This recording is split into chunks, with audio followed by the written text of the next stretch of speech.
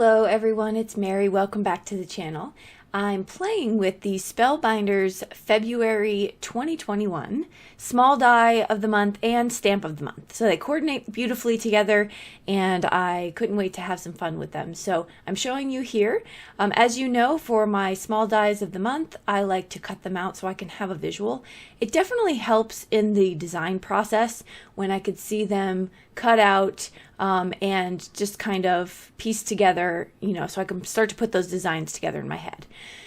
All right, so it comes with that really pretty, almost looking like a bookmark type of die, very intricate, and these other, what I think are kind of like leaves. So I'm gonna make these into like bouquets of flowers. But you get the part that cuts into the paper and then you get the outline that will cut it out. So you can see all of that right there. The stamp set coordinates beautifully. It has stamped images of florals and words and lots of great sentiments. So the first thing I'm going to do though is I'm going to make these into stencils. I wanted to do a nice flat card and I wanted to play with my Catherine Puller inks again. This is from the Date Night collection that just came out. And so I made these into just a piece of cardstock and I cut the inside of it. And that's what's great, that this part doesn't cut out the whole image. It just cuts into the paper. And so I can use it as a stencil.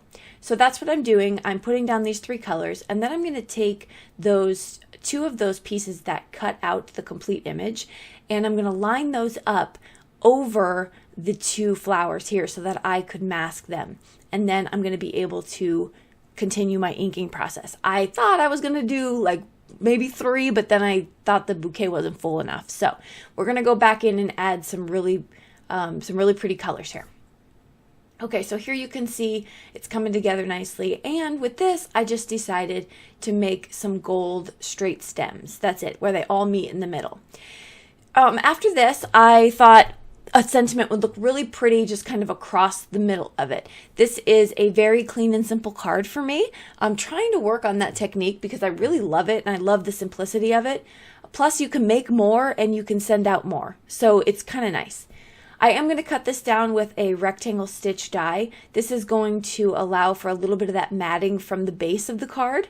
And then I'm going to finish it off with a bow. I haven't used ribbon in forever, but like many of you, I cannot get rid of my ribbon because I'm going to use it one day. Well, one day has arrived, my friends, and I am making a bow and I'm going to put this right in the bottom of it. Now, I didn't show you how to make the bow. I could do that in a future video if you're interested, but there are so many tutorials on how to make a bow. Also, this took me 20 years. That's why I didn't show it to you, because we would have been sitting here, my kids would have been graduating from college.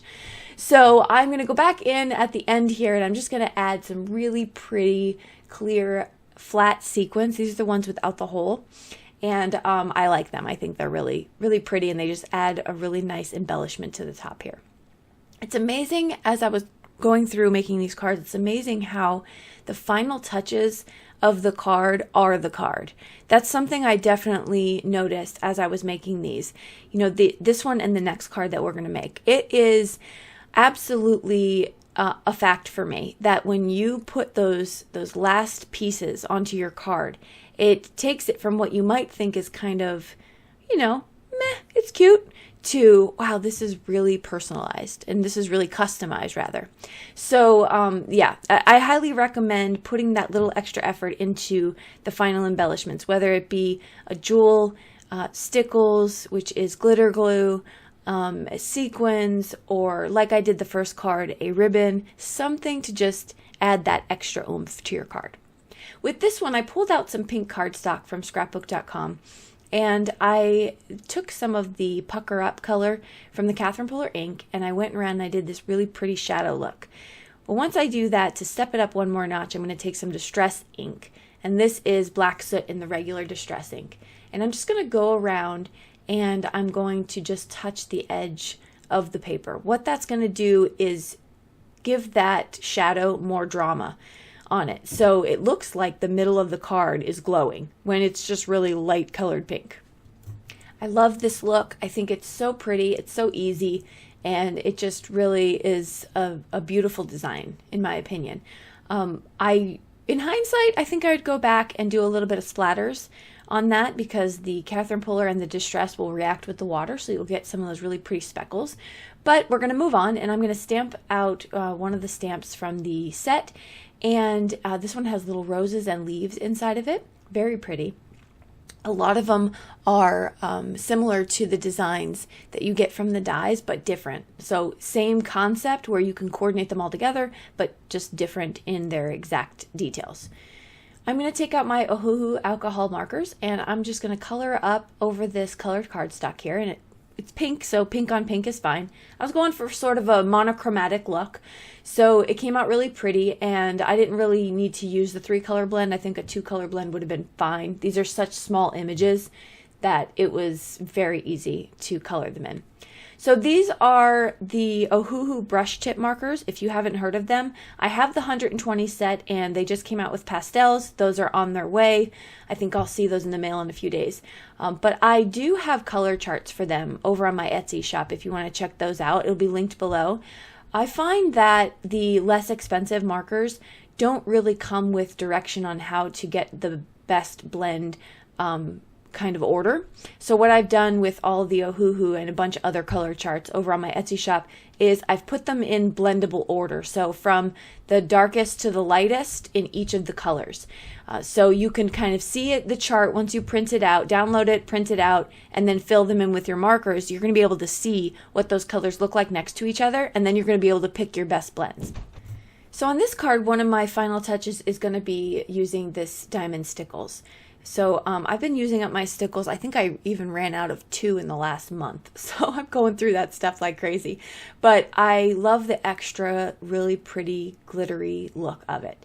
I did pick up some really cheap glitter glue to see if I can get the same effect. So I'll keep you posted. I might even do a review video on that.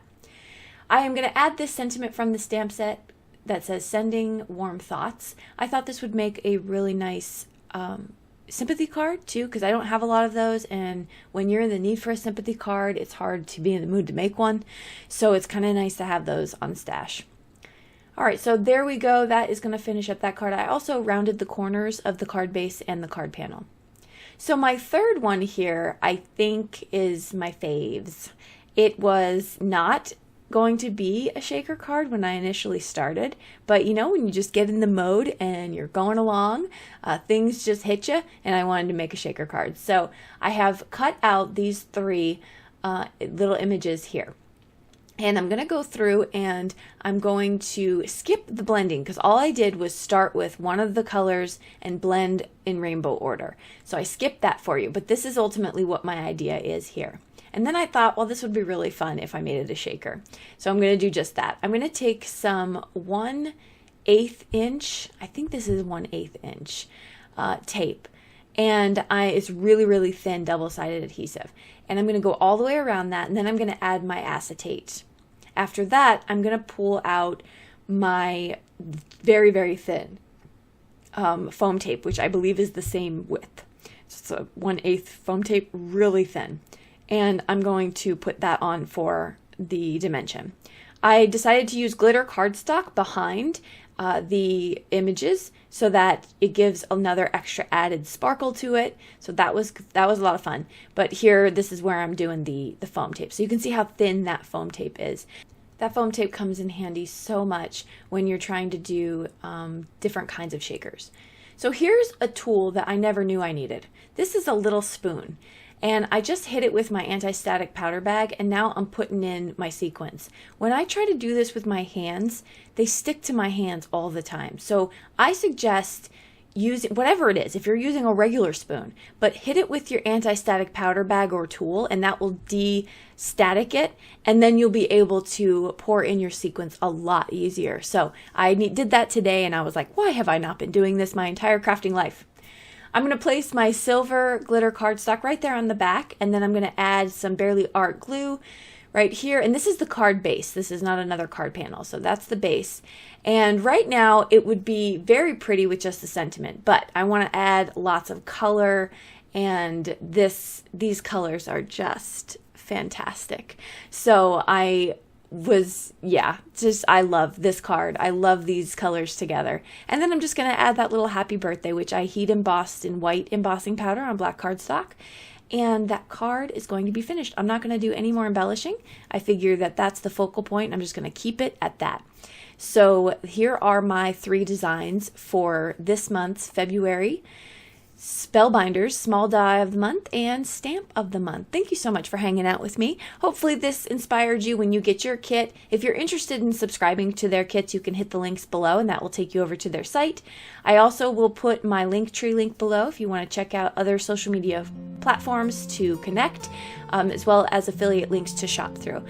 I thank you again, and I can't wait to see you in the comment section and the next video. Bye-bye.